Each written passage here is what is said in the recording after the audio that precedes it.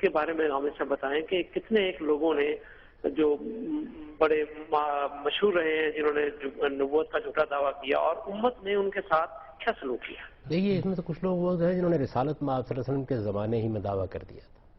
रिसालत में आप सल्लल्लाहु अलैहि वसल्लम हुजूर की हयात मुबारक में, हुजूर की हयात मुबारक में मुसैलमा कज़्ज़ाब ने दावा कर दिया था। तो कुछ लोग तो वो हैं कि जिन्होंने उस ज़माने में दावा किया। जब इर्तदाद का फितना फैला और बहुत से लोगों ने ज़कात देने से इनकार कर दिया, तो इसी तरीके से बाद लोगों ने हौसला पाकर नबूवत का दावा भी कर दिया। उस वक्त खिलाफत राशिदा कायम थी, रिसालत में आप सल्लल्लाहु अलैहि वसल्लम के सहाबा मौजूद थे, और वो कानून जो कानून रिसालत या कानून इत्माम हुज्जत कहलाता है वो रूबा अमल था।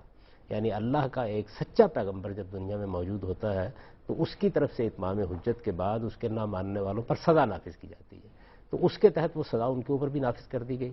उसका नतीजा ये हुआ कि इब्तदा ही में उस फितने का इस्तिसाल हो गया। उनमें से एक खातून ने भी दावा किया, काफ़ी बड़ा लश्कर जमा कर लिया, मुसलमान ने भी काफ़ी बड़ा लश्कर जमा कर लिया था, बल्कि एक इलाके में कमोबेश अपनी हुकूमत भी कायम कर ली थी, लेकिन उसका इस्तिसाल कर दिया गया।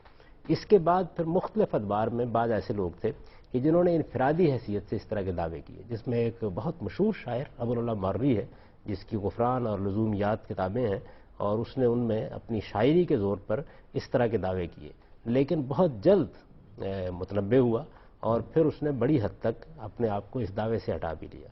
मुतनब्बी जो मशहूर शायर है उसे मुतनब्बी कहा इस वजह से जाता है, वो भी इस नौइयत के दावे करता रहता था। फिर ये कि हमारे यहाँ तसव्वुफ़ के ज़रिए असर भी बहुत से लोगों ने इस तरह के दावे किए, और ये दावे कभी इल्हाम के हुए, कभी इल्का के हुए, कभी वही के हुए, कभी अल्लाह से बराह रास्त मुकाशफे और मुकालमे के हुए।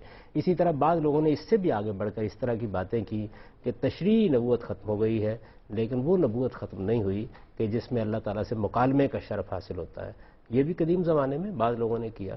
तो ऐसा हुआ कि जब कभी ये मामला बहुत शिद्दत के साथ सामने आया और कोई इस्लामी हुकूमत या मुसलमानों की हुकूमत कायम थी, तो ये एक मुकदमे की सूरत इख्तियार कर गया और बिरमूम सज़ा दे दी गई। इस मामले में इर्तदाद की सज़ा उनके ऊपर नाफिज कर दी गई।